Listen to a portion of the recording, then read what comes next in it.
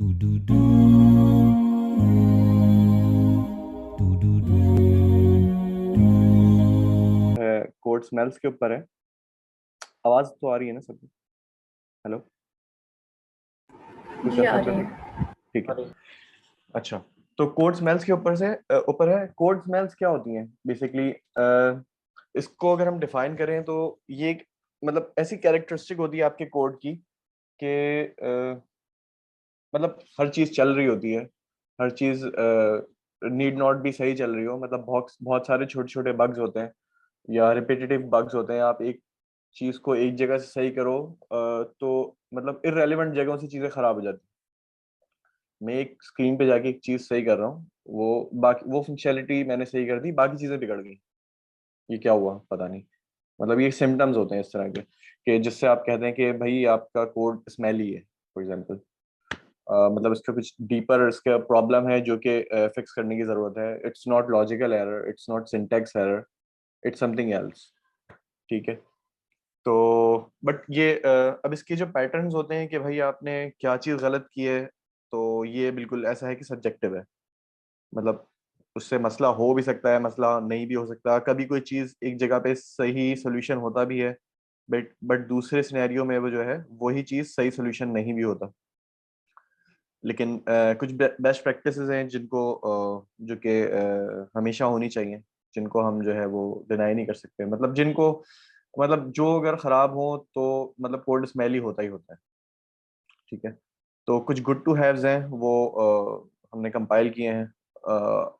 और भी नेट पे बहुत अवेलेबल हैं, इसके अलावा भी हैं। मैंने कुछ 10 या 12 के करीब किए हैं जो कि बहुत ज़्यादा मुझे देखने को मिलते हैं एटलीस्ट हमारे इन्वायरमेंट में, और मैंने अब तक जितने रिव्यूज़ किए हैं उनमें।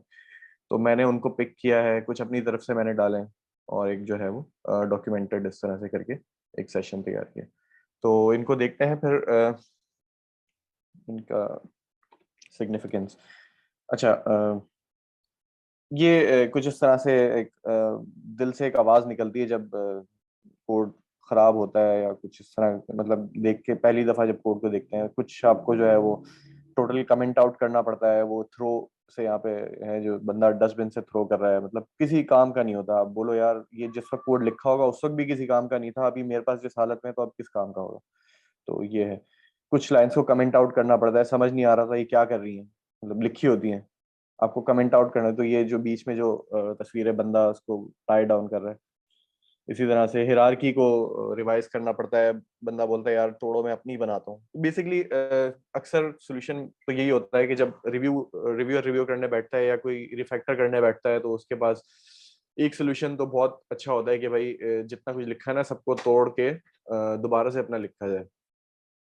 लेकिन कुछ केसेस में पैटर्न्स भी लगते हैं, उन पैटर्न्स को हम डिस्कस कर लेते हैं।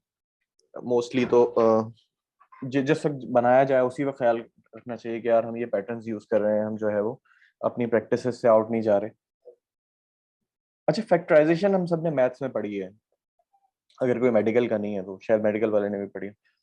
मतलब फैक्टराइजेशन होती क्या है? फैक्टराइजेशन में होता है कि आपके पास एक बहुत अजीब सी लाइन लिखी होती है जो कि आपको कुछ उसका ताने बाने समझ नहीं आ रहे थे, यार ये क्या है, इसकी क्या मीनिंग है, क्या है। बट वो इवेंचुअली फैक्टराइज हो सकती है। मतलब जैसे अगर सेकंड मैं देखूं तो भाई यहाँ पे एक्स स्क्वायर कॉमन निकल रहा है, उसको मैंने ब्रैकेट के बाहर कर लिया, बाकी जो चीज प्रोडक्ट में रह गई थी उसको मैंने ये कर लिया। इधर से मैंने -6 कॉमन निकाल लिया। अब ये मेरे पास फैक्टर्स की फॉर्म में है कि यार ये जो लिखा हुआ है ये एक्चुअली क्या था? ये एक्चुअली था x+3 whole multiplied by x² - 6। ये था। तो अब मैं इसको अंडरस्टैंड भी कर सकता हूँ, मैं इसको विजुअली इंपेयर भी कर सकता हूँ, मैं इसको एक्सटेंड भी कर सकता हूँ। इसको मैं एक्सटेंड करने जाऊं तो पहले तो मुझे समझना पड़ेगा ये क्या है, मतलब एक पिक्टोरियल फॉर्म में। लेकिन इसको मैं जो है विजुअलाइज कर सकता हूँ, उस स्टेटमेंट को नहीं कर सकता। सिमिलरली इस स्टेटमेंट को ना मैं विजुअलाइज कर सकता हूँ, ना मेरे अंदर हिम्मत है कि मैं इसको चेंज भी करूँ, या कहाँ से चेंज करूँ एटलीस्ट। बट मुझे पता लगता है यार इवेंचुअली क्या है, ये a+b का होल स्क्वायर है या होल क्यूब है या पावर 4 है या पावर 5 है, उसकी बेस पे ही पूरी इक्वेशन बनेगी। तो इसको मॉडिफाई कर सकता हूँ, यहाँ पे +c लगा लिया, मैंने इसको एक्सटेंड कर लिया। इसको तो मैं एक्सटेंड करने जाऊंगा तो मैं यहाँ पे सब जगह पे सी भी साथ में एडजस्ट करना पड़ेगा, इधर भी करना पड़ेगा। अगर मैं कोई डी वेरिएबल इंट्रोड्यूस करता हूँ तो वो यहाँ भी करना पड़ेगा, यहाँ भी करना पड़ेगा, यहाँ भी करना पड़ेगा।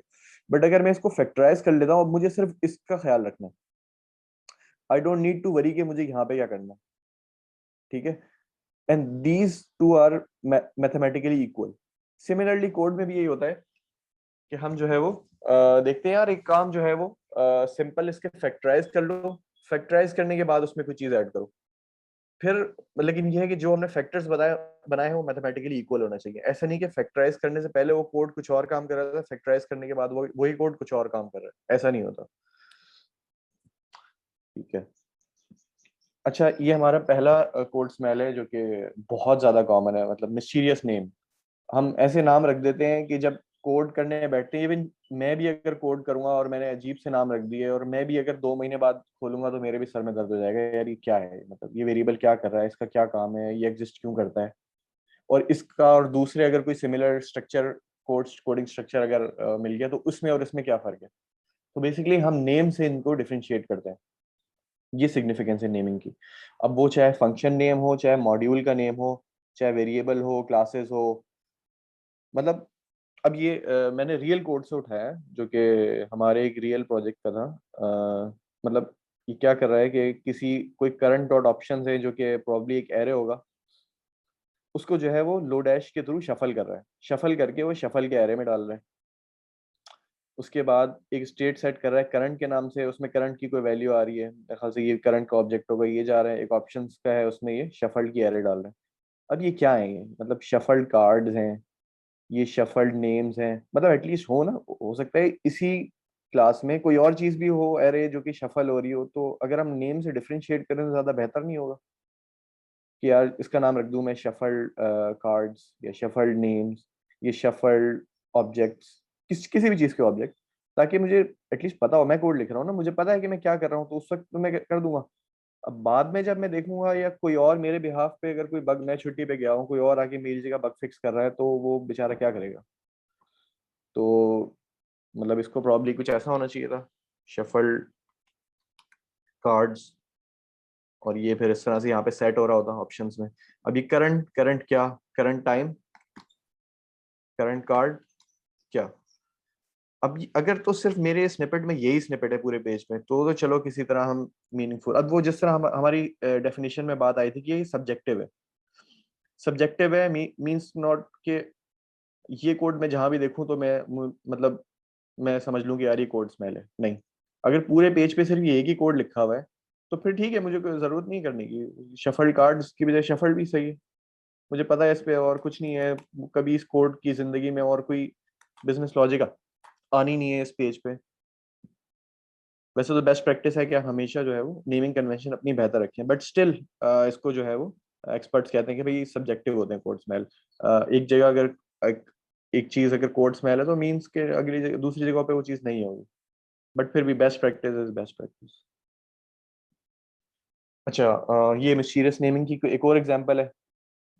हमारे पास कोड रिव्यू में डेटा आता है इस तरह, भाई यूजर की प्रोफाइल है और उसमें जो है वो एक बटन लगा हुआ है जिसके जिसमें क्या होता है कि भाई उसने जो यूजर नेम डाला है, ईमेल डाला है, फोन नंबर डाला है, जो भी चीज़ है वो सबमिट कर दे। सबमिट पे एक फंक्शन कॉल होता है, उसका नाम है submit user data for example.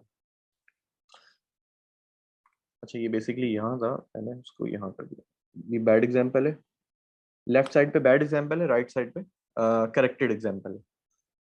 तो इसमें क्या हो रहा है कि सबमिट का बटन कॉल होता है। अब अगेन इसको जो है वो इसका नाम प्रॉपर होना चाहिए था, हो सकता है उस पेज पे कुछ और भी सबमिट हो सकता है ना भी हो रहा हो, बट फिर भी हमें proper naming convention submit user data होना चाहिए था, जो मैंने इस साइड पे उसको करेक्ट करके।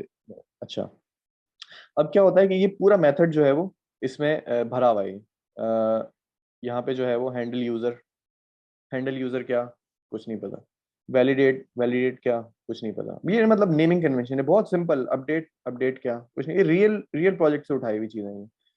अब ये क्या है, ये स्निपेट यहाँ पे लिखा हुआ है जो कि डेटा हैंडलिंग करता है। डेटा हैंडलिंग मतलब कि सबमिशन से पहले भाई देखते हैं कि अगर फोन नंबर नहीं है तो उसको क्या एम्प्टी भेजना है, उसको नील भेजना है, या की में जो है वो वैल्यू नहीं रखनी है। तो बेसिकली एक स्निपेट है कि एपीआई में अपने डेटा भेजने से पहले उसकी हैंडलिंग करते हो, डेटा की हैंडलिंग। तो मतलब उसका नेम फिर प्रॉपर होना चाहिए ना कि हैंडल डेटा बिफोर सबमिशन या करेक्ट डेटा, इस तरह से कुछ कुछ ऐसी मीनिंगफुल के जो है आपको बताए, जैसे हैंडल डेटा फॉर सबमिशन। अगला कोई बंदा आके बग फिक्स कर रहा हो तो उसको पता हो यार वो वाला कोड मुझे यहाँ पे मिलेगा, इस मेथड में मिलेगा। अच्छा, अब वैलिडेशन है कि भाई आपने देखना है यार ईमेल है कि नहीं, अगर ईमेल नहीं है तो उसको थ्रो कराओ एरर, इसी में वैलिडेट के मेथड में जो है वो एरर थ्रो हो रहा हो। तो अब अगेन बहुत सिंपल, बहुत जेनेरिक नाम है वैलिडेट, इसको अगर वैलिडेट यूजर डेटा करते हैं ज़्यादा बेहतर होगा। एपीआई कॉल अब सबमिट की लगानी है, उसको अपडेट के नाम से एक मेथड बना के उसमें डाल दी एपीआई कॉल। अब ये भी कोई मीनिंग नहीं कर रही भाई, अपडेट क्या, अपडेट किसके अंदर, अपडेट जो है अब एपीआई कॉल आपने कर ली, अब अपडेट यूजर डेटा लोकली करना है, तो अब उसका मैंने रेलिवेंट नेम ये सजेस्ट किया कि भाई अपडेट यूजर डेटा लोकली है। एटलीस्ट पता हो कि यार यहाँ पे जो है यूजर का डेटा जो कि अपडेट हो गया सर्वर पे, अब उसको अपनी लोकल कैशे में भी उसको अपडेट कराना है, तो एक प्रॉपर मेथड नेमिंग होनी चाहिए जो कि फॉलो हो, वरना फिर एक्सटेंशन के टाइम पे फिर मसला करती है, बग फिक्स के टाइम पे मसला करती है। अच्छा, ये हमारा सेकंड फोर्थ स्मेल है, डुप्लीकेटेड कोड, आइडेंटिकल कोड और very similar code exist in more than one location. ऐसा देखा गया है कि भाई एक काम हो रहा है, ठीक है, एक ही क्लास में एक काम हो रहा है या मल्टीपल क्लासेस में काम हो रहा है एक ही, और वो सब की जो है वो वही 6-7 लाइनों का स्निपेट जो है वही कॉपी करके पेस्ट किया हुआ है हर जगह पे। अब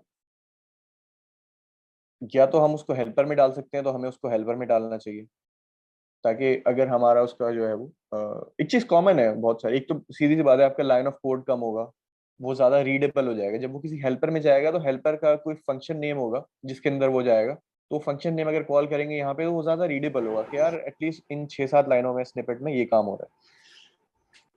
अच्छा, ऐसा भी होता है कि एक ही क्लास में एक ही मेथड में जो है वो एक स्निपेट होता है कॉपी पेस्ट हुआ हुआ, जो कि पता नहीं डेवलपर अक्सर, मतलब ये भी रियल वर्ल्ड एग्जांपल ही है अनफॉर्चुनेटली।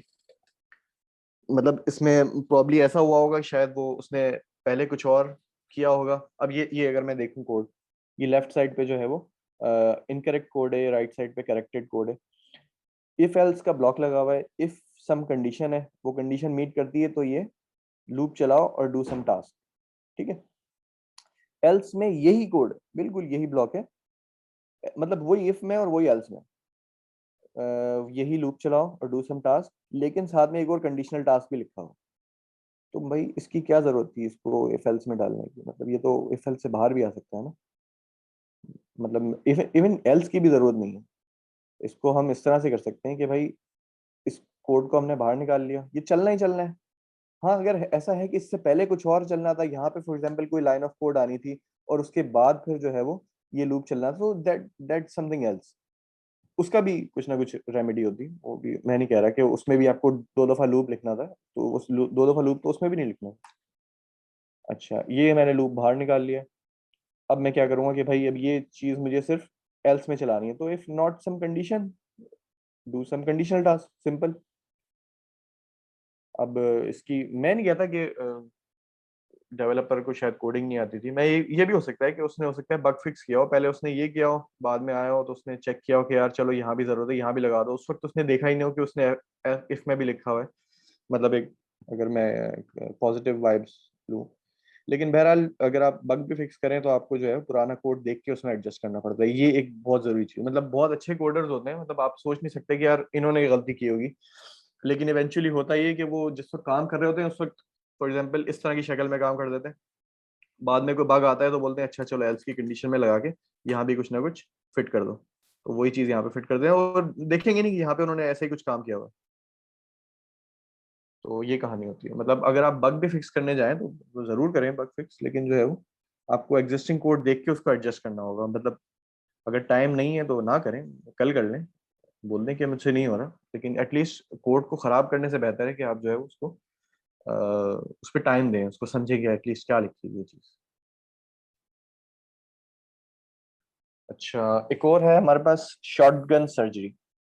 इसमें क्या होता है कि भाई a single change needs to be applied to multiple classes at same time. ये क्या होता है कि फॉर एग्जांपल एक थीम बटन है, आपका थीम बटन है, डिजाइनर ने रिकमेंड किया है कि भाई ये बटन होगा, इसमें जो है ग्रेडियंट लगेगा, लेफ्ट टू राइट ग्रेडियंट होगा, और एक खास किस्म का फॉन्ट है जिसमें टाइटल आएगा नेक्स्ट का या सबमिट का या ऐड का या स्किप का, कोई भी एक थीम का बटन है, पूरी ऐप में वही थीम का बटन इस्तेमाल होगा। तो मतलब अकल तो ये कहती है कि आप एक थीम बटन का कंट्रोल बनाएं, उसको टेक्स्ट पास करें और बस उसको एक्शन पास कर दें और उसको पूरी ऐप में यूज करें। लेकिन नहीं, ये लीनियर ग्रेडियंट का लिखा होगा सारी जगहों पे, कलर्स उसमें वही सेम जा रहे होंगे सारी जगहों पे, स्टाइल जा रहा होगा, बैकग्राउंड कलर ब्लू जा रहा होगा, अलाइन आइटम्स जा रहा होगा, फ्लेक्स डायरेक्शन रो जा रहा होगा, सब जगह पे बीच में उसी तरह से आपका जो है टेक्स्ट लिखा होगा उसी तरह। तो ये है कि अब आपको जब सही करना होता है तो फिर उसको बंदे को बताओ। अब डिजाइन चेंज हो गया, ये कलर ग्रेडियंट चेंज हो गया, अब क्या करेंगे?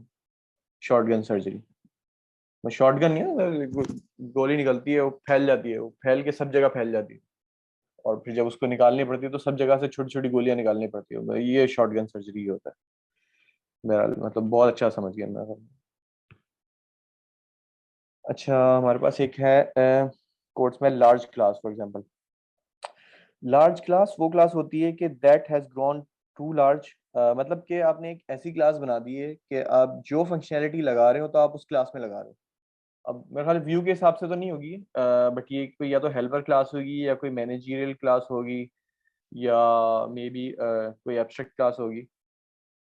तो उस क्लास में आपने जो है वो सारी चीज़ें थोप दी हैं जो कि इंडिपेंडेंटली बहुत सारी क्लासें और भी बन सकती हो अगर आप उसमें अगर आप फोकस करें तो ये वो क्लास होती है दैट नोज टू मच और डज टू मच,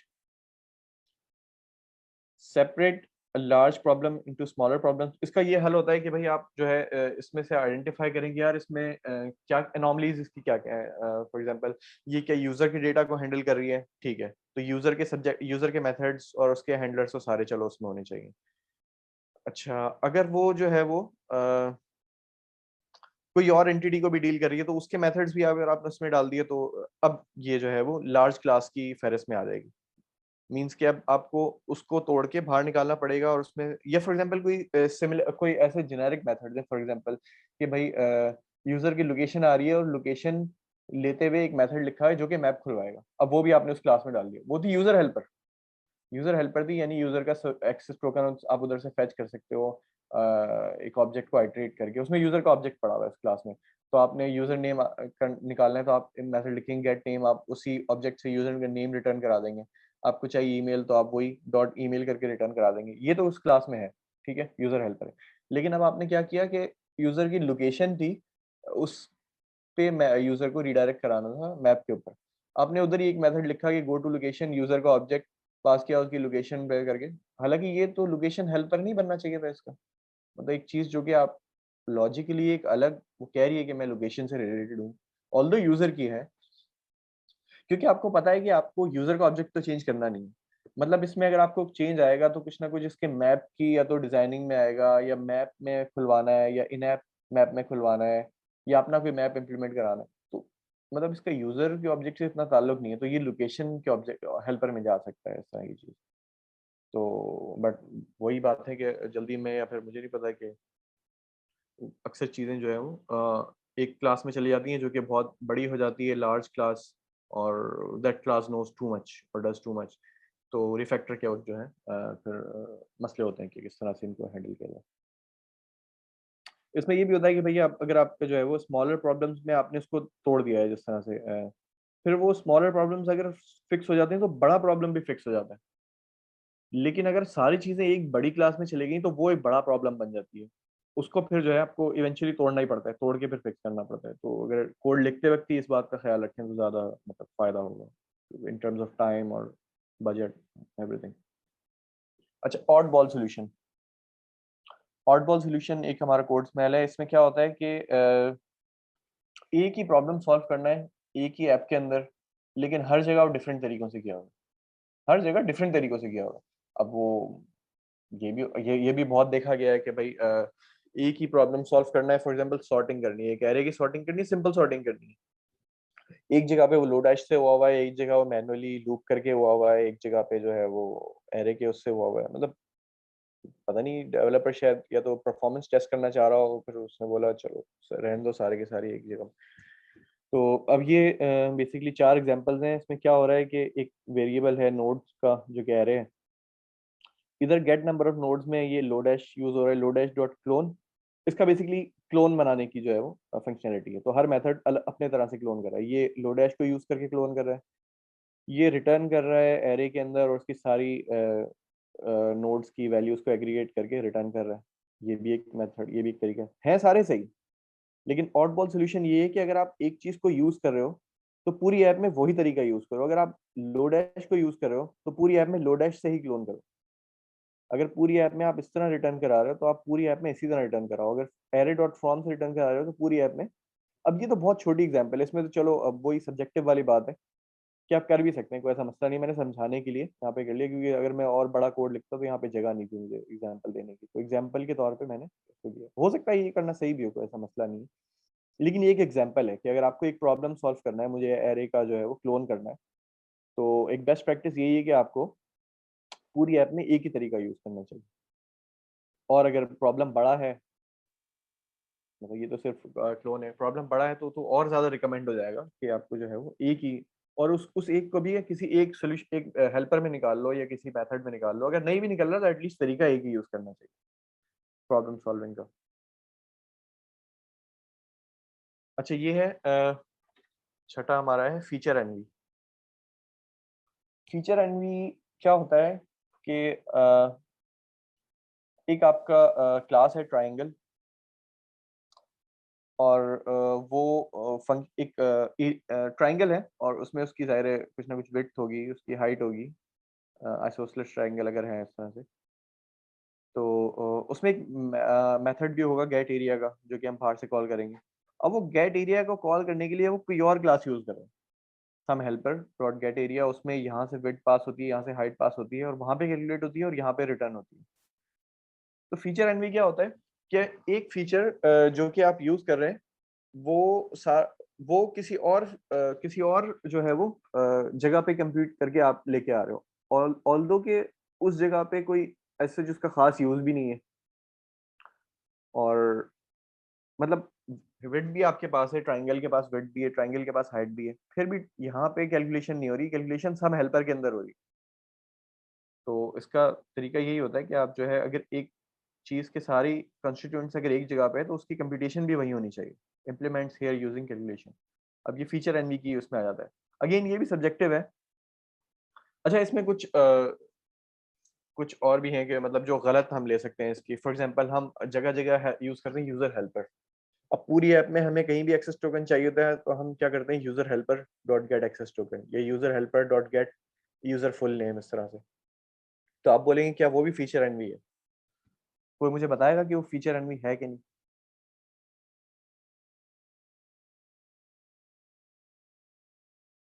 तो मोबाइल डेव, वहाब, वासिक,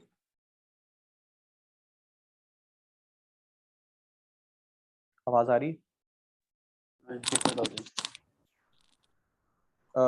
ये फीचर एनवी की समझ आया तुम्हें? इसको मैं जो समझा रहा अभी तक तो यही समझ आया कि वो आप कंपटीशन किसी और जगह पे कर रहे हैं बेसिकली, लेकिन ये कि कॉन्ट्रास्ट कर रहा है उस बात से कि आप फंक्शनल प्रोग्रामिंग में ही होता है कि कोई भी एक फंक्शन एक पर्टिकुलर चीज़ ही कर रहा हो।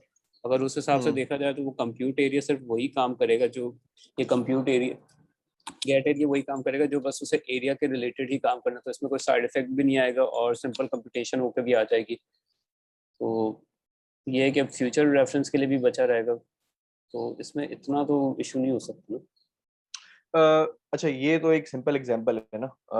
मैं तो उससे स्पेशलाइज्ड सिनेरियो को इमेजिन करने की बात कर रहा हूँ। असल में यहाँ पर इतनी जगह भी नहीं है कि मैं कोई स्पेशल सिनेरियो सोच के यहाँ पे लिखता।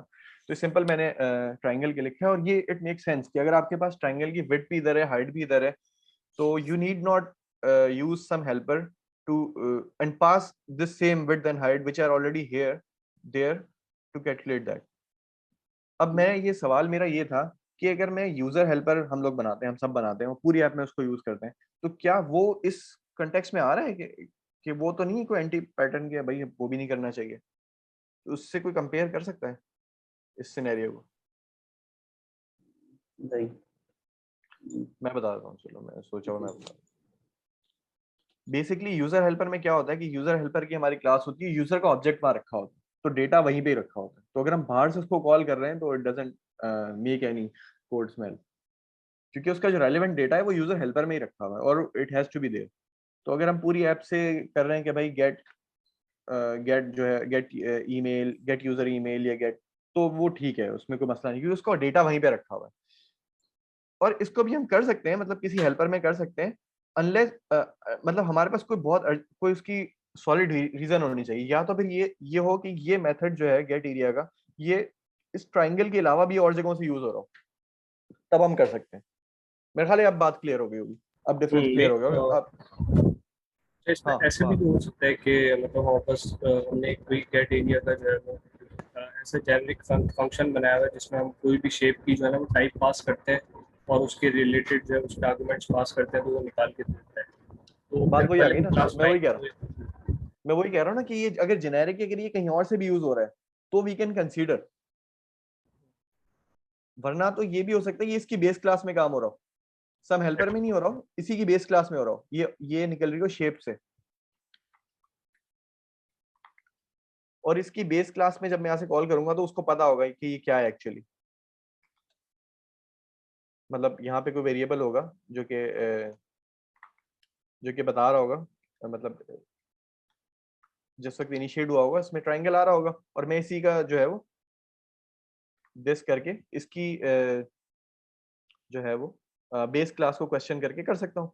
लेकिन फिर भी some helper it doesn't make any sense, but again it's subjective, इतना ज्यादा इस पे बहस नहीं करेंगे। लेकिन अब वहाब की बात सही है कि अगर जो है वो हमारे ये मेथड जेनेरिक है, मतलब और भी शेप्स अगर यूज कर रहे हैं और we can pass from here like triangle, तो फिर ये जो है वो कोड स्मेल की फहरिस्त से निकल जाएगा, फिर ठीक है ये।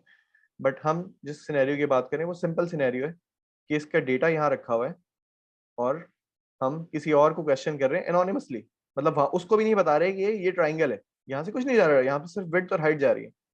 तो we need to do something like this, इसको यहाँ पे ही इम्प्लीमेंट करेंगे।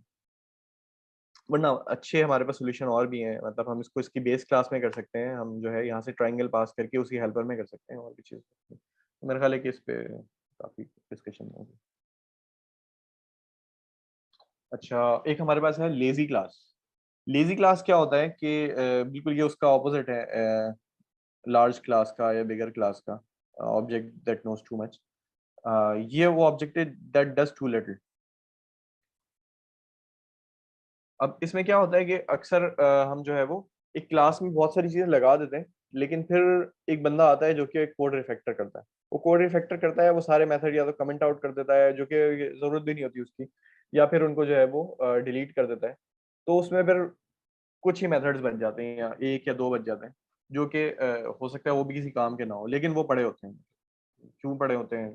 मतलब जब आप रिफैक्टर कर रहे हो तो आपने ये इस बात का भी ख्याल रखना है कि अब जो अनयूज्ड क्लासेस हैं उनको भी क्लियर आउट करें, या एटलीस्ट अगर कोई क्लास है उसमें एक ही मेथड बच गया है तो उसको भी कहीं ना कहीं एडजस्ट करें, कोई कॉमन नेम देके, मतलब ये लेजी क्लास की फहरिस्त में आ जाता है। अब अगेन सब्जेक्टिव है, हम नहीं कह सकते कि भाई हटाओ ही हटाओ बहुत जरूरी है, नहीं ऐसा नहीं है, मतलब आप कोड स्मेल है बेसिकली। अब जितनी ज्यादा होगी उतनी ज्यादा स्मेल आएगी, जितनी कम होगी उतनी कम स्मेल होगी, उतने कम उसका इम्पैक्ट होगा, उतनी कम जो है उसका एक्सटेंड करते वक्त उसके चैलेंजेस आएंगे। So, understanding and maintaining classes always costs some time. So, if a class doesn't do enough to earn your attention, it should be deleted. Perhaps a class was designed to be a fully functional, but after some of the refactoring, it has become ridiculously small. Or perhaps it was designed to support future development work that never got done. ये भी होता है कि हम अक्सर plan कर लेते हैं बड़ी बड़ी चीजें कि हाँ हम इसमें ऐसे भी करेंगे, इसको वैसे भी करेंगे, ये भी लगाएंगे वो भी लगाएंगे, और इसकी जो है वो सारा उसका जो है स्कैफोल्डिंग जो टर्म है, स्कैफोल्डिंग करके रख देते हैं, और वो कभी भी नहीं होता वो काम। वो इवेंचुअली आता है कि आपको जो है वो 2 घंटे में फिक्स करना होता है, आप उसको जो है उसकी चेपी लगा के उसको फिक्स कर देते हो, वो उसका फोल्डिंग अपनी जगह पे रह जाती है। प्रोजेक्ट किसी दूसरे बंदे के पास जाता है, वो कंफ्यूज होता रहता है यार ये क्यों लिखा हुआ है इतना सारा कोड, मतलब इसका और उस फीचर का आपस में क्या लिंक है, ये यूज हो रहा है। अक्सर अक्सर होता है एक चीज लिखी हुई है और उसी की कॉपी लिखी हुई है जो कि आपने प्लान करके बनाई थी, यार मैं इसमें जो है ना ऐसे ताजमहल बनाऊंगा, इसका बहुत जबरदस्त, इसमें जो है ना मार्बल लगवाऊंगा, मतलब वो बनी रह जाती है और वो चेपी लगी होती है, वो काम किसी और तरह से होता है। 2 या 3 लाइनों में आपने किया हुआ होता है जो कि एक जुगाड़ होती है, और वो भी दोनों एग्जिस्ट कर रहे होते हैं। अब जो बंदा बग फिक्सिंग के लिए आ रहा होता है या जिसको फीचर हैंड ओवर हुआ होता है, वो सोचता है यार इसका क्या पर्पस है और इसका कि मैं ऐसा तो नहीं इसको रिमूव कर दूं तो फंक्शनलिटी चलना बंद हो जाएगी, या उसको रिमूव कर दूं तो फंक्शनलिटी चलना बंद हो जाए। तो ये बेसिकली स्मेल में आ जाती है। अच्छा, एक हमारे पास है साइक्लोमैटिक कॉम्प्लेक्सिटी।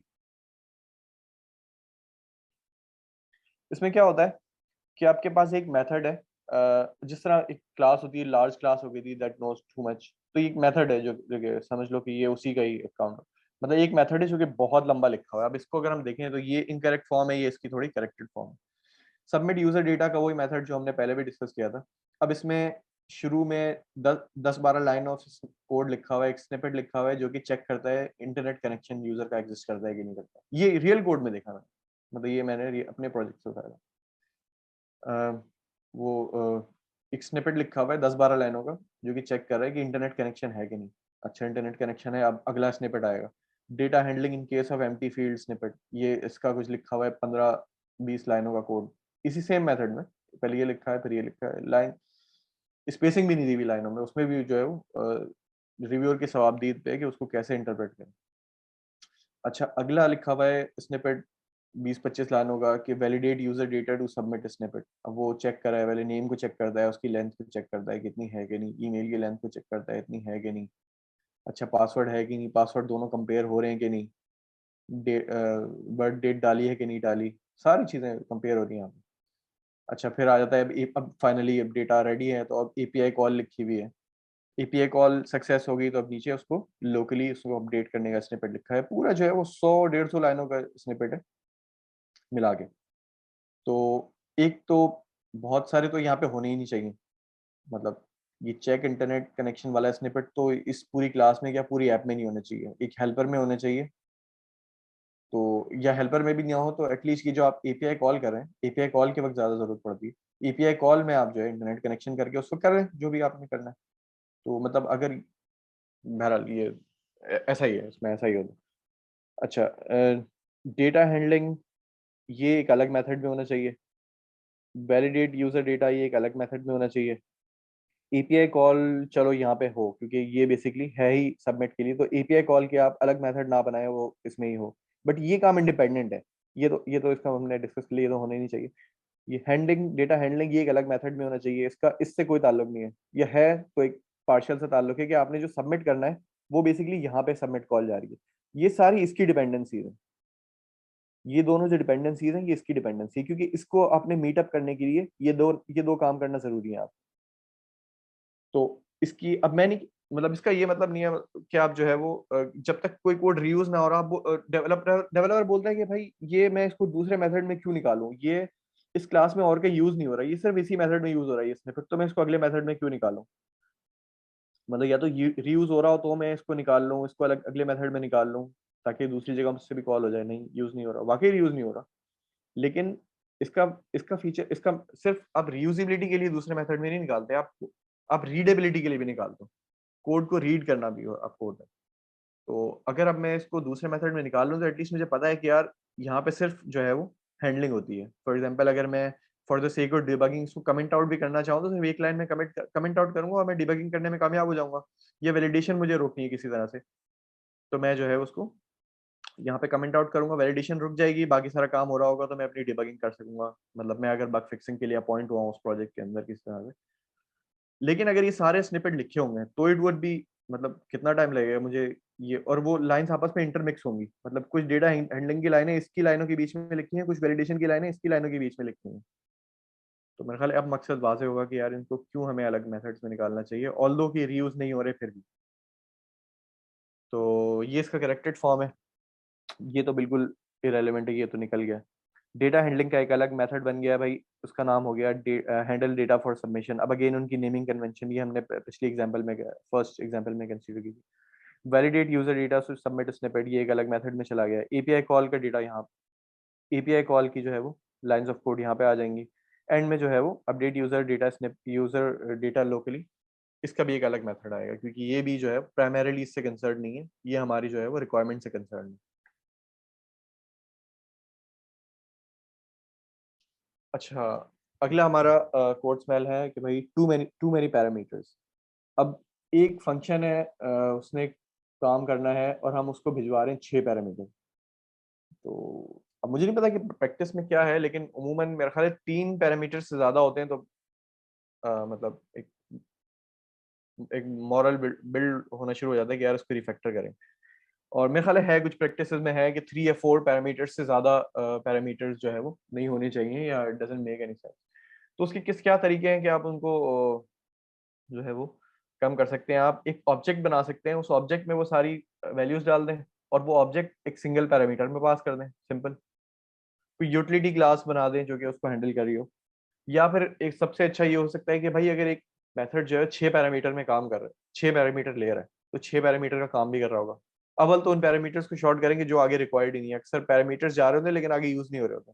मतलब ये भी देखने में आया है कि पैरामीटर्स पास हो रहे होते हैं लेकिन आगे आप उसको सर्च करें, टेक्स्ट सर्च करें तो वो कहीं यूज नहीं हो रहे होते। तो सबसे पहले तो उनको निकालें। फिर देखें कि अगर वो इतने पैरामीटर्स में जा रहे हैं तो शायद वो कोई काम ही कर रहा होगा, मतलब बगैर काम के तो नहीं जा रहे होंगे। तो उनको आप स्प्लिट करेंगे, मतलब अगर वो एक बड़ा टास्क कर रहा है तो छोटे छोटे टास्क के अलग मेथड्स बना के उसको स्प्लिट करें कि हर हर मेथड में 2-3 पैरामीटर्स जा रहे हो और फिर वो जो है अपना काम मिल के कर रहे हो, और अदर के एक ही मेथड बहुत बड़ा वो एक काम कर रहा हो बहुत सारे पैरामीटर्स से। तो डिफरेंट इसके तरीके हो गए, या तो आप एक ऑब्जेक्ट में सारी वैल्यूज पास कर दें और फिर वो ऑब्जेक्ट ऐसा सिंगल पैरामीटर पास कर दें, या उसको स्प्लिट कर दें उस मेथड को, या वो काम जो हेल्पर क्लासेस से ऑलरेडी कहीं और से करवा लें और वो हेल्पर क्लासेस कॉल कर लें। कुछ भी हो सकता है, but having too many parameters ये भी एक कोड स्मेल होता है। अच्छा, बाकी कुछ हैं जो कि इतना ज़्यादा डिस्कशन उस पर करना ठीक नहीं रहेगा टाइम की वजह से। कोड की अलाइनमेंट आउट है तो सबसे, मतलब अगर मैं इन सारे जितने मैंने डिस्कस किए हैं, अगर अलाइनमेंट आउट है तो ये सबसे बड़ा एक कोड स्मेल होता है कि भाई कोड की अलाइनमेंट आउट है, आपको समझ नहीं आ रहा है फॉर लूप स्टार्ट इस लाइन से हो रहा है, खत्म कहाँ होगा। अगर अलाइनमेंट प्रॉपर होगी तो आप पिक कर सकते हैं यार, अच्छा कितनी टैब स्पेसेस हैं, उससे आप पिक करके फौरन वहां पहुंच जाएं जहां वो खत्म हो रहा होता है। और अक्सर डेवलपर शिकायत करते हैं यार इसमें एक्स वीएस कोड में जो है वो चल नहीं रहा, लिंट लिंट के ऑप्शन चल नहीं रहे। तो होता है वाकई, उसको सर्च करना पड़ता है, उसको फिक्स करना पड़ता है कोड करने से पहले। लेकिन आप कोड करना शुरू हो जाएं कि मैं बाद में फिक्स करूंगा तो फिर वो कोड स्मेल बन जाएगा। और जब वो फिक्स करने पे आप आएंगे तो इतने सारे कॉन्फ्लिक्ट आएंगे, क्योंकि हर बंदे के पास अपनी टैब स्पेसिंग हुई होगी जो डिफरेंट उसकी कॉपीज पे काम कर रहा होगा।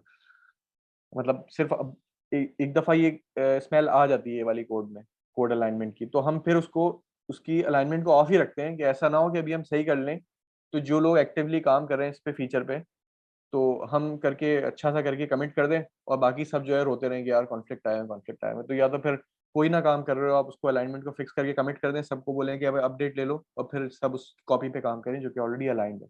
वरना फिक्सेस जो है वो ज़ाया हो जाते हैं, समझ नहीं आता कहाँ फिक्स किया था। अलाइनमेंट से बहुत सारा फर्क पड़ता है। अच्छा, एक्सेसिव अनस्ट्रक्चर्ड कमेंटिंग। अब कमेंटिंग जो है वो कोड में अनस्ट्रक्चर्ड किसको कहते हैं?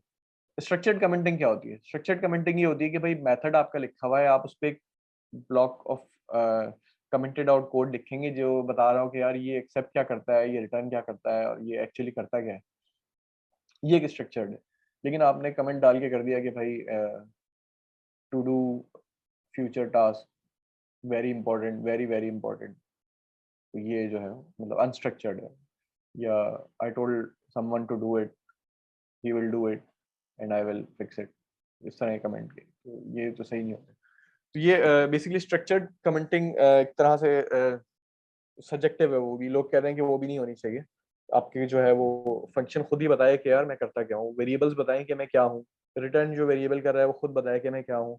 आपके मेथड्स इतने छोटे हों कि आपको उनके नाम से पता लग जाए कि वो कर क्या रहे हैं, तो कमेंटिंग की तो फिर रहती नहीं है ज़रूरत। लेकिन फिर भी सब्जेक्टिव है तो we can have it, but structured होने चाहिए। मतलब unstructured commenting is not welcome, that's part of a code smell. Security issues. अब ये सारे कोड स्मेल ऐसे हैं कि आप जो है इनके साथ कोड चलाएं, कोड चलेगा भी, ऐप भी चलेगी, कुछ बग्स होंगे, रिपीटेडली बग्स होंगे, कोड एक्सटेंड नहीं कर सकते, ऐप चल रही होगी, बेहतरीन चल रही होगी। सिमिलरली सिक्योरिटी इश्यूज के साथ भी ऐसा ही है, ऐप चल रही होगी, सही चल रही होगी, जब तक हैकर नहीं आया था तब तक चलती रहेगी। आप जो है वो आपकी लॉग्स में आ रही हैं, आपकी वेब कॉल्स जो आप मार रहे हैं गेट की पोस्ट की, वो सारी लॉग्स में आ रही हैं, लॉग्स जो है एक्सपोज हुई हुई हैं, डिवाइस पे सेव हो रही हैं। मतलब सिक्योरिटी इश्यूज भी एक कोड स्मेल ही होते हैं, क्योंकि वो जो है आपके इम्पैक्ट क्रिएट करते हैं, ऑल्दो की चीज सही चल रही होती है, लेकिन वो एक इम्पैक्ट क्रिएट करते हैं, फिर वो जितना उनकी सरफेस अटैक होती है उतना ही फिर इम्पैक्ट आता है। अच्छा, excessively long line of code और god line, a line of code which is too long, making the code difficult to read, understand, debug, refactor or even identify possibilities of software reuse। अब ये एक line की example मुझे मिली थी तो मैंने लगा दी, वैसे तो बहुत और भी देखने को मिलती हैं जो कि हमारे जावास्क्रिप्ट में तो लोग बहुत फखर से यूज करते हैं, करनी भी चाहिए, लेकिन वो भी सब्जेक्टिव है कि आप जो है वो इतनी इस तरह से इसको मतलब समझना मुश्किल होता है। कुछ भी आप कह लें कि आपने एक लाइन ऑफ कोड में कर दिया वो, लेकिन जिस तरह से ये डिफरेंट, ये बेसिकली एक काम तो नहीं हो रहा है, ठीक है। अगर जितना ही रीडेबल होगा उतना ही अच्छा होगा। अगर आपको लगता है कि आपका जो है वो सिंगल लाइन करने के बाद रीडेबल है, एक्सटेंडेबल है, तो आप जरूर करें। लेकिन अगर आपको ऐसी वाइब्स आ रही हैं कि यार ये मैं कर तो रहा हूँ, लेकिन ये बाद में एक्सटेंड करने के लिए मुझे जो है इसको, फॉर एग्जाम्पल मुझे यहाँ पे कंडीशन लगानी पड़ेगी कि भाई अगर डीबग हो तो बिल्ड हो, अगर डीबग ना हो तो ये डॉट बिल्ड ना चले, तो आपको फिर इसको स्प्लिट कर देना चाहिए यहाँ से, बजाय इसके कि आप अगले जो बग फिक्स करने आएगा उसकी सवाब पे छोड़ दें कि यार वो कर लेगा। नहीं, आपको, आप लिख रहे हैं तो आपको इसको एनालाइज करना पड़ेगा, यार ये मैं लॉन्ग लाइन ऑफ कोड लिख तो रहा हूँ, बहुत अच्छी लग रही है, रीडेबल भी किसी हद तक है, क्या ये एक्सटेंड करने के लिए बेहतर है, या अभी इसको मैं एक्सटेंड कर सकूंगा या कोई और। अब ये जो डॉट डू एनीथिंग एल्स लिखा हुआ है, ये प्रॉब्ली एक फंक्शन होगा जो कि कॉल हो रहा होगा, फिर वो रिटर्न कर रहा होगा और उस रिटर्न की बेस पे ये कॉल हो रहा होगा। तो अच्छा तो लगता है देख के, और स्किल्स भी आपकी साबित होती हैं, लेकिन जो है एक्सटेंड करना बहुत मुश्किल होता है, किसी हद तक कोड स्मेल में आता है, अगेन सब्जेक्टिव है, तो उसको जो है वो देख के करना पड़ता है। अच्छा, excessive return of data, a function or method that returns more than what each of its callers needs। अब ये बिल्कुल उसी तरह है कि वो बहुत ज्यादा पैरामीटर्स से, बहुत से पैरामीटर यूज भी नहीं हो रहे लेकिन उसमें है, तो इसी तरह ऐसा भी होता है कि रिटर्न में हमारे पास जो है वो चीजें ऐसी रिटर्न हो रही थी ऑब्जेक्ट के अंदर जो कि जरूरत नहीं होती। मतलब आप अगर उसको ट्रेस बैक भी करें जहाँ पे वो रिटर्न होके मिल रही है, तो उधर भी आप देखेंगे तो उधर वो उसका कोई यूज नहीं होगा जो कि आपने रिटर्न कराया हुआ है। आप फ्यूचर प्लानिंग के लिए बहुत सारी चीजें रिटर्न करा सकते हैं, that's good, again it's subjective कि आपको कराना चाहिए कि नहीं कराना चाहिए, बट एक पॉइंट आता है कि जब ये कोड स्मेल का पार्ट बनी। मेरे पास से इतना ही था। अब मेरे ख्याल है क्वेश्चंस ले लें हम, अगर टाइम है तो, नहीं पता कितनी देर की थी।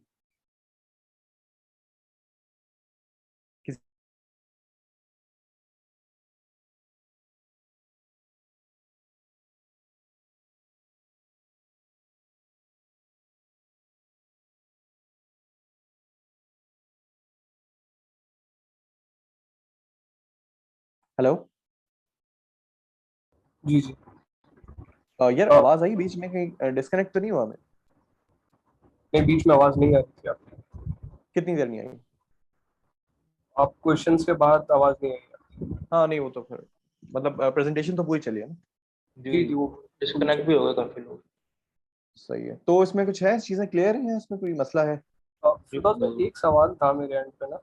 हम्म जैसे आपने लेजी क्लासेस का बताया हम्म और एक ऐसी क्लास बताया जिसमें बहुत सारा डेटा है, मतलब फुली लोडेड क्लास कह हम्म लें उसको। हम्म हम्म अच्छा, ऐसा केस आता है जैसे रिएक्ट पे काम कर रहा होता है बंदा, तो एक हम्म केस ये होता है कि समटाइम्स बंदा खुद जो है फोल्डर स्ट्रक्चर और कन्वेंशन अपनी यूज कर रहा होता है कि एक कंपोनेंट बनाना है, उस कंपोनेंट में एक इंडेक्स की फाइल रखूंगा और एक सीएसएस की फाइल रखूंगा या सास की फाइल रखूंगा या हम्म सीएसएस की।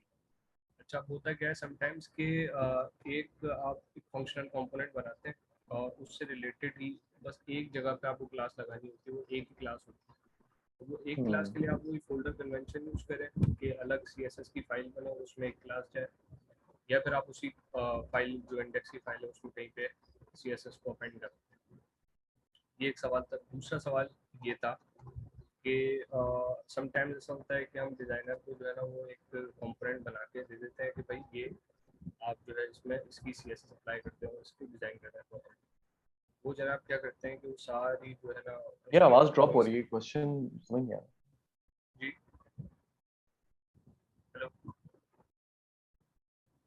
आवाज बीच में काफी ड्रॉप हुई है, क्वेश्चन सही से समझ नहीं आया। मैं दोबारा रिपीट कर देता हूँ।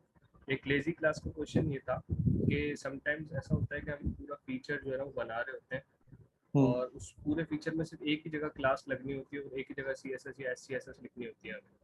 तो हम फोल्डर कन्वेंशन ये यूज कर रहे होते हैं कि पूरा कंपोनेंट बनाते हैं, उसके अंदर उसके साथ मतलब एक फोल्डर बनता है, उसके साथ हम इंडेक्स की फाइल रखते हैं उस फोल्डर से रिलेटेड और उसकी सही CSS की फाइल रखते हैं। अब जहाँ सही। एक ही क्लास यूज होनी है तो हम क्या उसके लिए अलग से CSS बना के उसमें वो करेंगे, तो वो लेजी क्लास या इसमें काउंट होगा कोड्समैन में? मेरा ख्याल है नहीं होगा उसमें, उस केस में नहीं होगा जो तुम बता रहे हो, ठीक है। और क्योंकि ये भी मैंने बताया कि ये सब्जेक्टिव है, कि आप इन सबको एब्सोल्यूट नहीं ले सकते, ये सब्जेक्टिव है।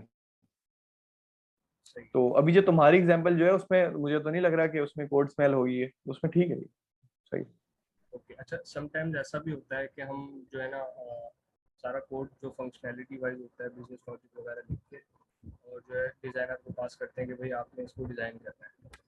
डिज़ाइनर क्या करते हैं कि app.css की जो ग्लोबल CSS की क्लास होती है उसमें सारी CSS डाल देते हैं। हाँ अब समटाइम्स होता है उसके ये ड्रॉबैक्स आते हैं कि भाई एक क्लास जो है कोई और यूज हो रही थी, उसने जनाब वो मतलब उन्होंने अपनी क्लास बनाई लेकिन सेम नेम की वजह से वो दोनों जगह पे एक ही क्लास चल रही है, वो डिज़ाइन बिल्कुल खराब। अब क्या ये कोड स्मेल में आएगा या इसका आएगा, क्या? बिल्कुल आएगा, बिल्कुल आएगा। मतलब सिर्फ बिजनेस लॉजिक कोड उसमें नहीं आती, बल्कि स्टाइलिंग भी उसमें आती है, स्टाइलिंग भी स्मेल्स में आती है, बल्कि मेरे ख्याल में तो सबसे ज्यादा आती है स्टाइलिंग से। तो जिस तरह से नेम्स यूज कर रहे होते हैं और फिर यूज कर रहे होते हैं, वो तो बहुत ज्यादा इम्पैक्ट करती है। तो मेरे ख्याल है कि डिजाइनर्स की भी कुछ कोड स्मेल्स की ट्रेनिंग होनी चाहिए। एग्जैक्टली, बिल्कुल मच नीडेड। मैं कहता हूँ कामरान को अपने साइड की चीजें जरा स्पेसिफाई करे, कोड स्मेल की उनकी भी ट्रेनिंग होनी चाहिए। बाकी में ये मैंने देखा था बहुत बड़ा इससे फर्क आता है, और चीजें रिलेट करनी पड़ती है बाद में सब, क्योंकि वो तो एक दफा करके निकल जाते हैं, फिर वो उसको एड्रेस करना पड़ता है।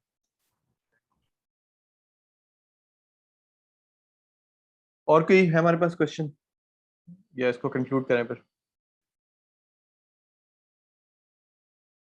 मेरे ख्याल है इसको कंक्लूड करते हैं, चलें, थैंक्स।